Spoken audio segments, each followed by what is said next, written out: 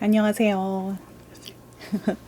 어, 오늘은 예수님께서 사역을 처음에 시작하기 바로 전에 있었던 일에 대해서 같이 한번 얘기를 나눠 보려고 그래요. 마가복음은 이제 시작할 때 세례자 요한이 나오고 세례 요한이 막 선포를 하는데 예수님께서 세례를 받으시고 그리고 나서는 1장 12절 13절에 딱 그냥 성령이 예수를 광야로 내보내셨고 40일 동안 광야에 계셨는데 사탄에게 시험을 받으셨다. 그러고 나서 예수께서 들짐승과 함께 지내셨는데 천사들이 그의 시중을 들었다. 이런 이야기밖에 안 나와요. 그런데 그 말씀을 이제 그 공관복음에서는 이제 마태복음도 그렇고 누가복음도 그렇고 마가가 한 이야기를 가지고 자세한 설명을 하기 시작하거든요. 근데 그 시험의 장면들이 이제 마태복음에 가면 세례를 받으시고 딱 나오셔가지고 하늘에서 소리가 나죠. 이는 내가 사랑하는 아들이다. 내가 그를 좋아한다. 하고 하나님께서 비둘기를 보내셔가지고 실제로 이렇게 말씀을 해주시는 그 장면이 나와요. 그리고 누가복음에도 이제 누가복음은 예수님께서 처음에 태어나신 그 장면부터 해서 쭉 뭐 사가랴가 어떤 예언을 했고 뭐 세례자 요한이 탄생을 하고 그러고 나서 예수님이 탄생을 하고 뭐 자라나고 뭐 하면서 좀 긴 이야기들이 나오다가 이제 다 큰 성인이 된 예수께서 세례자 요한한테 나가서 세례를 받으시고 그러면서 시험을 받으시는 이런 장면들이 나옵니다. 근데 이제 이 장면, 예수님께서 시험을 받으시는 이 장면을 생각해 보면은 이게 그러니까 예수님의 그 예전 삶과 그 다음에 이제 공생애를 시작하시는 그 장면에 딱 그 중간에 있으면서 어떤 과도기적인 어떤 그런 장면이 됩니다. 그래서 시험을 받으신다라는 거가 예수님께서 어떤 리더로 사역자로 나가는 어떤 그런 장면에서 되게 중요한 질문들 세 가지를 해주는 장면이라고 볼 수가 있는 것 같아요. 저는 이 말씀을 갖다가 예전에는 어떻게 읽었었냐면요. 사람이 빵으로만 살 것이 아니라 하나님의 입으로 나오는 모든 말씀으로 살 것이다. 그래서 리더는 늘 성경 말씀을 붙잡고 열심히 기도하고 말씀을 묵상하고 뭐 이래야 되는 것이다.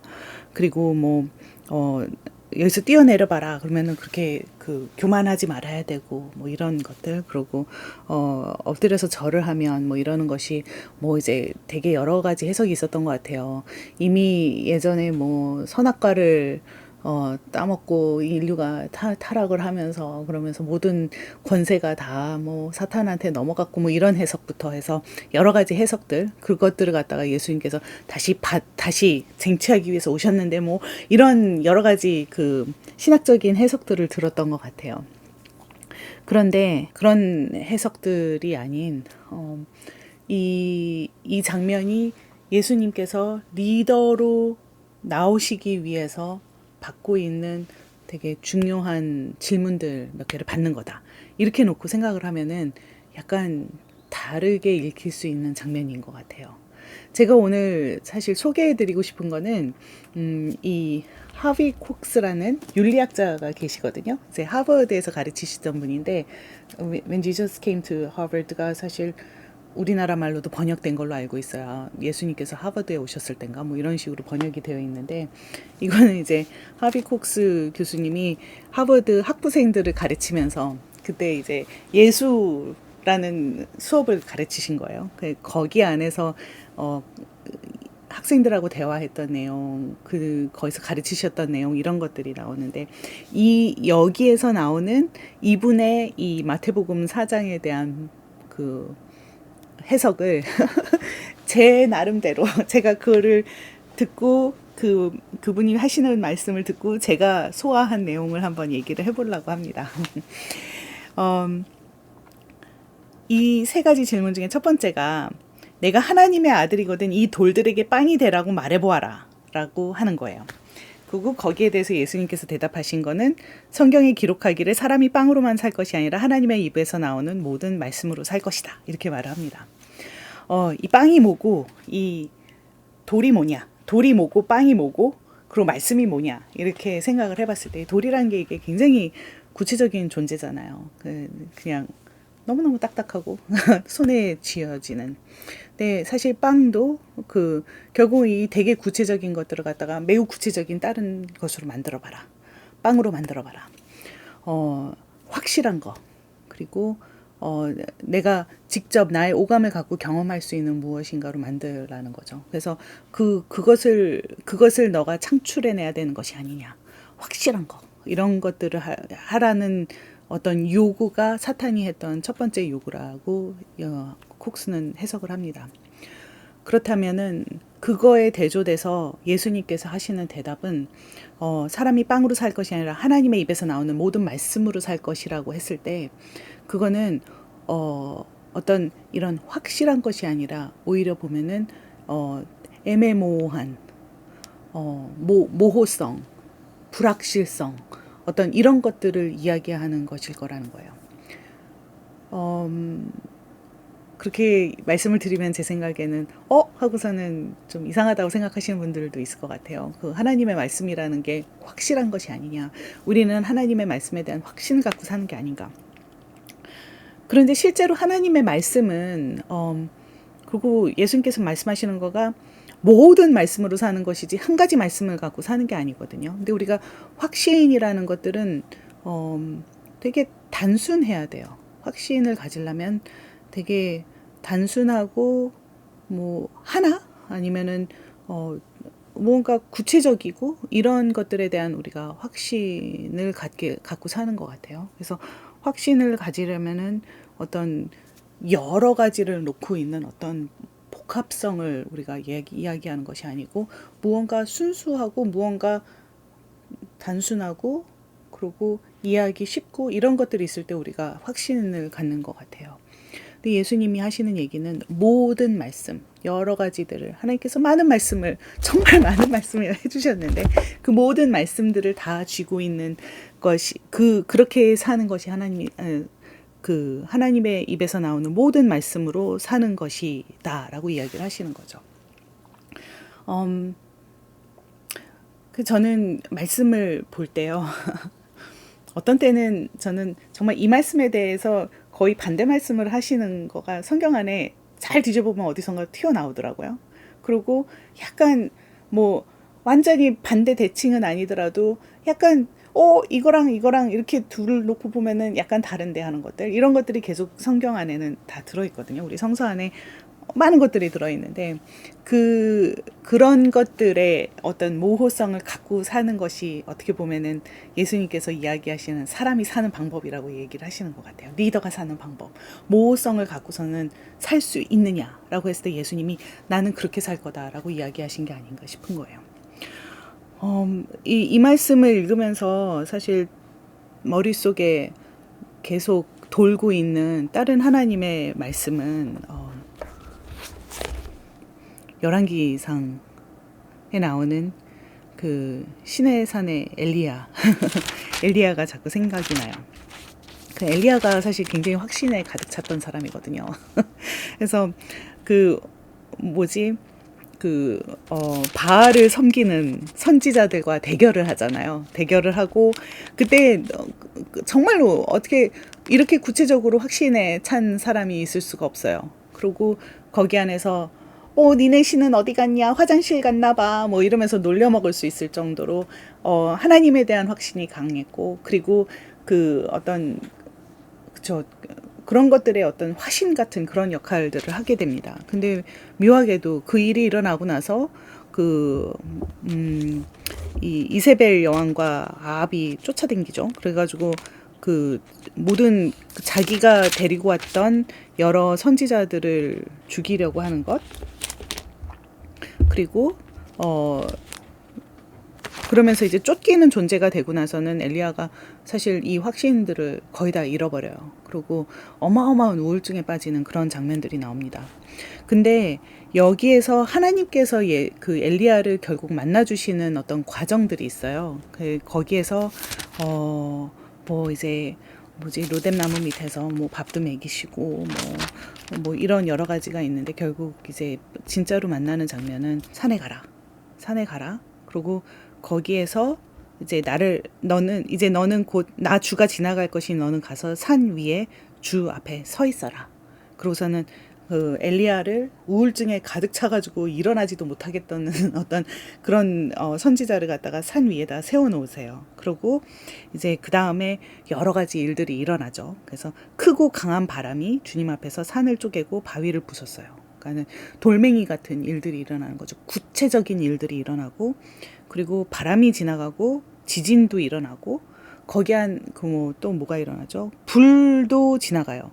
그러니까는 매우 확실한 것들이 지나가는데 그 안에서 주님이 계시지 않았다. 그리고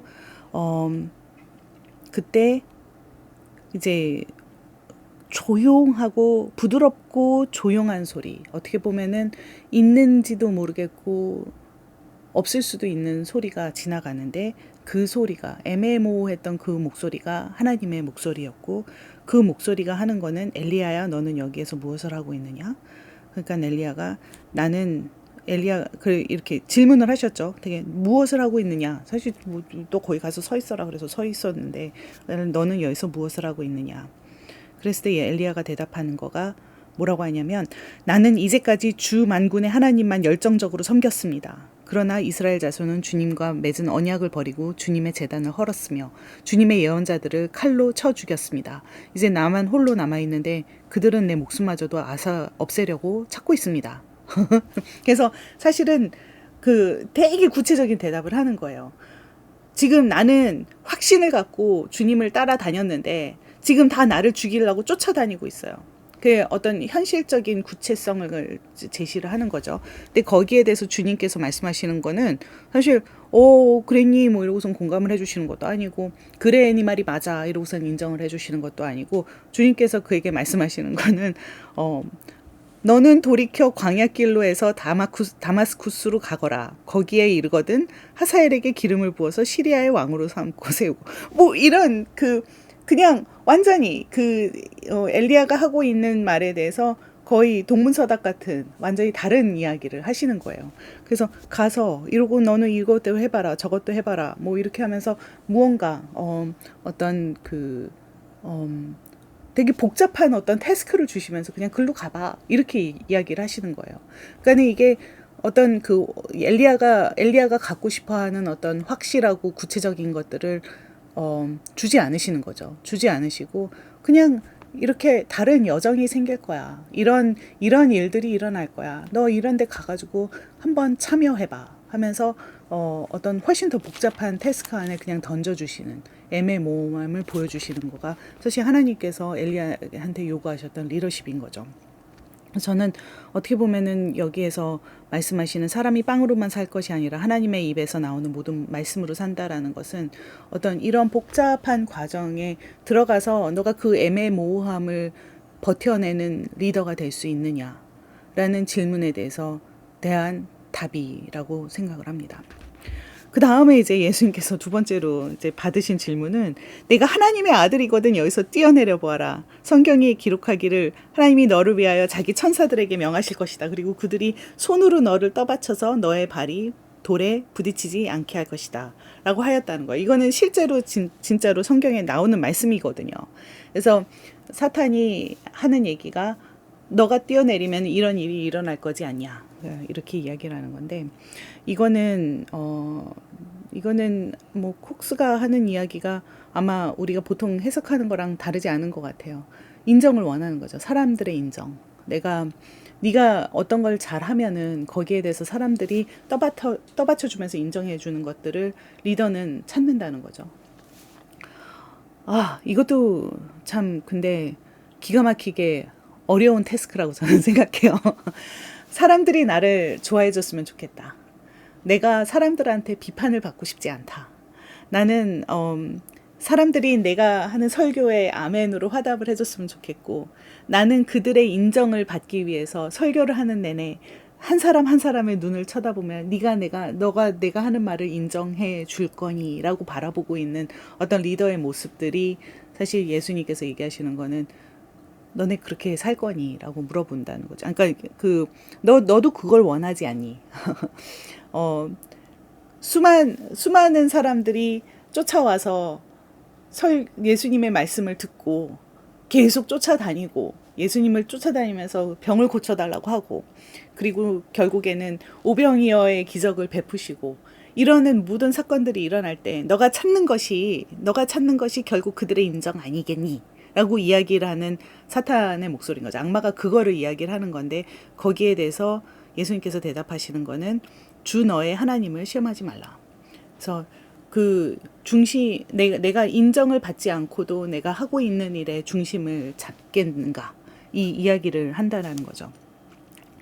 사실 그 이야기를 듣고 나서 사실 누가복음에 가면은 이 순서가 좀 다르거든요. 근데 저는 이 마태복음의 순서가 되게 마음에 들어요.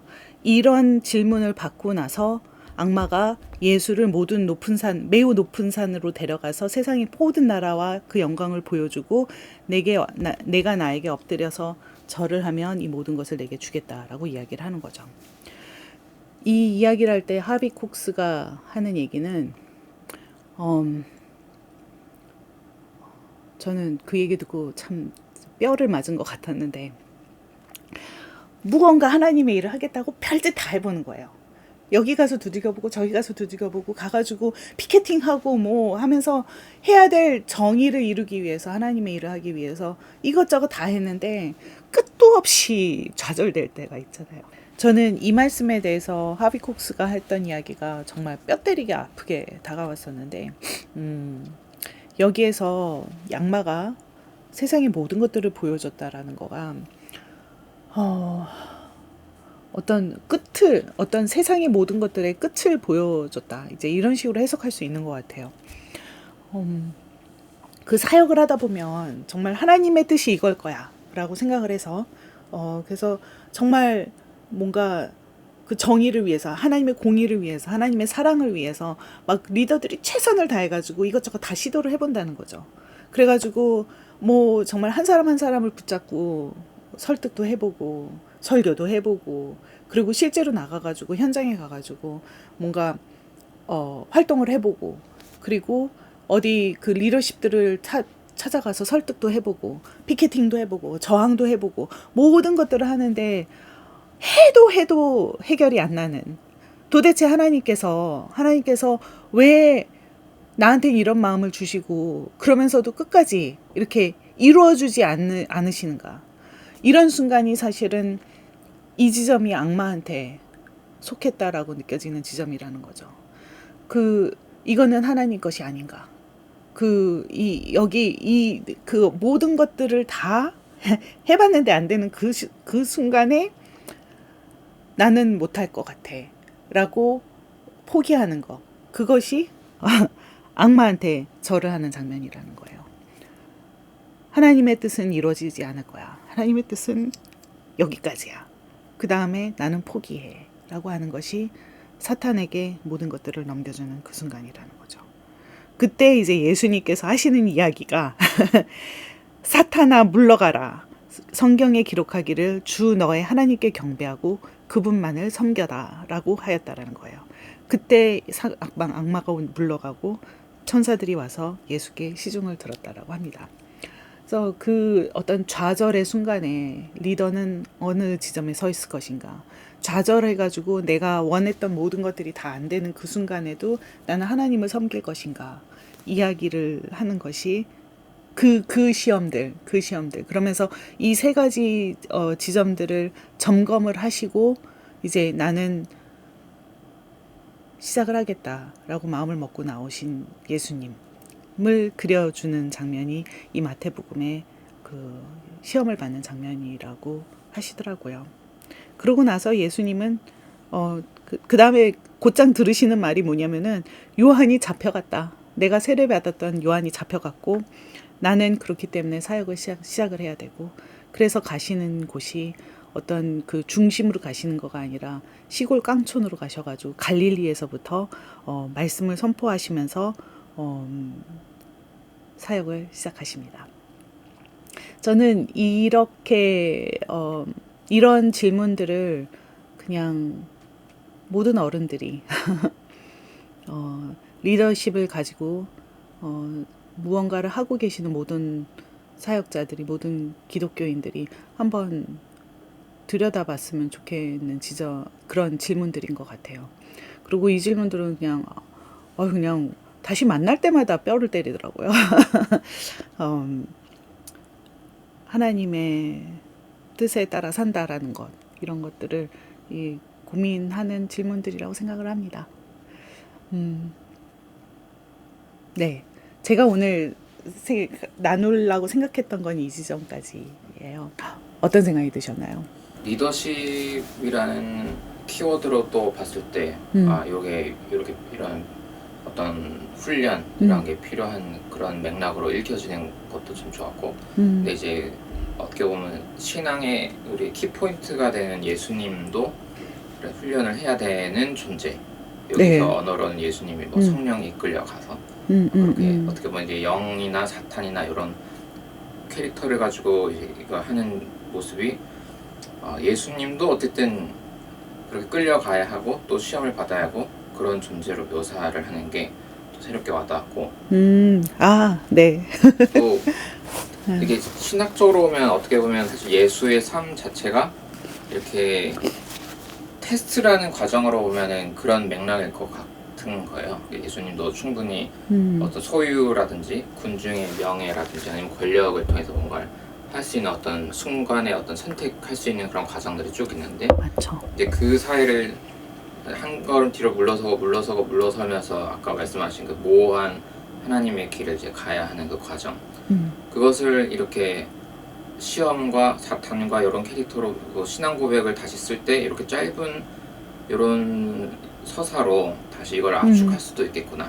그래서 이게 예수의 삶은 또 이런 각도로 본 신앙 공동체들이 이렇게 복음서의 앞부분에 묘사해 놓는 게 또 어떤 면에서 또 진실성이 있겠구나라고 다시 또 와닿았고, 아까도 우리 이제 학기 끝나니까 교수님은 이제 학생들을 시험에 들게 하는 존재로서 채점을 하고 저는 이제 어떤 느낌은 이제 대학을 올 때 이제 좀 가볍게 오는 거예요. 왜냐면 제가 시험을 이제 보지는 않으니까 이제 내 평생에 시험은 없겠구나 그런 생각이 드는데, 또 이런 본문을 보면 저도 때로는 돈이라든지 어떤 사람들의 인기라든지 뭔가 더 위에 뭔가 권력욕이라든지, 사실 이거는 뭐 학생이어서만 할 수 있는 게 아니라 평생 오는 그런 거라서 그 시험과 테스트는 이게 좀 귀찮긴 한데 이게 늘 자각하고 이거는 그냥 늘 테스트 받으며 살아가야 하는 거라는 감각을 또 잃지 말아야겠구나 라는 생각도 또 들게 되는 것 같아요. 이런 거 보면서. 그쵸. 이 시험은 계속 오는 것 같아요. 근데 요새 새 시험은. 그러니까 이런 네. 시험 테스트 이거는 이제는 내 평생에 끝났어. 그래서 안수 받을 때 끝난 거고 신학교 입학하면 된 거고 약간 그런 생각이 드는데, 또 이거를 또 이런 맥락이 보니까 그래야 또 걸려 넘어지지 않을 수 있는 것 같기도 하고. 그러네요. 애매모호한 거 있잖아요. 그거 안에서 살 수 있는 리더들은 그거 쉽지 않은 것 같아요. 사실 확신이 더 쉽지 않아요? 네. 확신이 훨씬 쉽죠. 그리고 확신이 더 카리스메틱하게 보여요. 네. 그리고 사람들이 훨씬 더 매력적으로 느끼거든요. 이제 예수님을 해석하는 다른 그 팔로워들은 예수님에 대한 확신이 필요했기 때문에 확신의 언어를 많이 이야기를 하는데, 예수님은 되게 통 크게 애매모호하셨던 분 같아요. 그래서 이래야 된다 안 된다라는 선이 워낙에 넓었기 때문에 이 모호성을 담을 수 있는 그릇이 크셨던 분인 것 같아요. 저는 그거가 사실 제가 심리학적으로 봤을 땐 어떤 심리적으로 성숙한 것이 무엇인가라는 생각을 했을 때, 어떤 그 강한 확신을 갖고 여기에 딱 붙잡고 있는 그런 사람보다요, 사실 훨씬 복잡하게 많은 것들을 품고 그리고 애매모호함을 갖다 견뎌낼 수 있는 사람들이 훨씬 더 성숙한 사람들이거든요. 그 성숙한 사람들이 보여주는 것들은 보통은 확신이 아니에요. 제가 예언의 은사, 대언의 은사를 받았다는 분들을 사실 많이 만나봤었어요. 그래서 저는 그 부분에 이제 관심도 많았고, 절대로 내가 받고 싶은 은사는 아닌데, 이제 그분들이 특이하잖아요. 그러니까는 그런 분들하고 많은 인터랙션을 했던 것 같은데 지내다 보니까는 이런 일들이 있어요. 그분들이 받았다라고 그분들이 믿는 거는 자기가 받은 말씀에 대한 확신이거든요. 그래서 너 김동환 목사한테 가서 이런 이야기를 해 라는 어떤 그 울림이 있으면은 그것에 대한 자기 안에서 되게 구체적인 빵과 같은 확신이죠. 그러니까 내가 내 안에서 들렸어, 나의 감각으로 들렸어 하는 어떤 그런 확신이 있기 때문에 가는 거예요. 가가지고 확신을 갖고 이야기를 해요. 그런데 그거는 그렇게 해가지고 하시는 분들이 처음에 이제 그런 것들을 처음 경험할 때 기가 막힌 확신을 갖고 그렇게 하시는데, 정말 이런 은사를 갖고 오래오래 사셨던 권사님들이 계세요. 근데 그 권사님들은 그렇게 행동 안 하시더라고요. 그분들은 이렇게 확신같이 느껴졌던 이 말씀을 손에 붙잡고서는 굉장히 오래 살아오시면서 여러 가지 이것들이 이렇게 간단하지 않다. 이것들이 얼만큼 복잡한 컨텍스트 안에서 얼마나 복잡한 현상들을 만들어나는가를 갖다가 이해를 하기 때문에 이걸 들고선 하나님하고 계속 대화를 하더라고요. 하나님의 모든 말씀과 대화를 하는 거죠. 그래가지고 여러 대화를 하고 나서 너무너무 조심스럽게 그것들을 사용을 하세요. 그러면서 그분들이 해주시는 이야기가 예전에 젊었을 때는 내가 확신을 갖고 나갔었는데 지금은 하나님의 뜻이 이거는 나한테 주신 말씀이고 하나님의 뜻은 이거보다 크다는 거예요. 이거를 이야기하는 것보다 훨씬 더 큰 하나님의 뜻이 있기 때문에 그 모호성을 들고서는 거기 안에서 무언가를 찾아내는 거죠. 그래서 그분들하고 이야기를 하면서 성숙이라는 게 저렇게 생겨야 되겠다 이런 생각들을 했었거든요. 근데 그 말씀 아닌가? 이런 생각이 들어요. 그 리더로 부름을 받는 예수님 보고 성숙해라. 성숙한 리더가 되라. 그냥 확신만 갖고선 사는 그런 리더가 아니라 많은 걸 품고 가는 리더가 되라. 이런 얘기를 하시는 것 같아요. 그래서 예전에 그 고민했던 것 중에 대장금을 보면서 옛날에 너무 유행했던 우리 K-드라마인데 그걸 보면서 장금이는 굉장히 확신이 있다. 그리고 지조가 있다. 그리고 한 가지 프린서플이 있으면 그거를 버리질 않고 끝까지 지켜내네. 그게 저 친구의 어떤 어마어마한 힘이 되고 매력이 되고 카리스마가 되고 이래가지고 사람들을 모으는 어떤 감동을 시키는 어떤 그런 것들을 보면서 저런 것들이 있어야 되지 않나라는 고민을 했었어요. 그래서 내가 한 가지 지조를 갖고선 산다면 뭘 갖고 살아야 되는가, 그런 고민을 정말 치열하게 그때 고민을 했던 것 같아요. 근데 그러고 나서 어떻게 결론 지을게요. 그 질문을 갖고서는 막 고민을 하다 보니까는 요 성숙하신 분들의 신앙을 만난 거예요. 근데 그걸 만나고 나서 내가 지킬 수 있는 하나의 지조가 간단할 수 없다라는 걸 알게 됐어요. 그래서 그래도 뭔가 하나를 갖고 싶었기 때문에 그때 내가 잡은 거는 미스테리였어요. 내가 믿는 거는 하나님의 신비로움이다. 신비로움을 나의 어떤 프린시플로 본다면, 그 다음에는 그 신비로움 안에서 사실 너무 많은 것들을 담아내고 내가 모를 수밖에 없다라는 것이 나의 신조가 된다면 그게 만들어내는 내 통이 더 크지 않을까? 네, 그런 생각을 해봤던 적이 있습니다. 예수님의 이 여정이 저는 되게 감사해요. 여기까지 할까요? 네. 네, 감사합니다.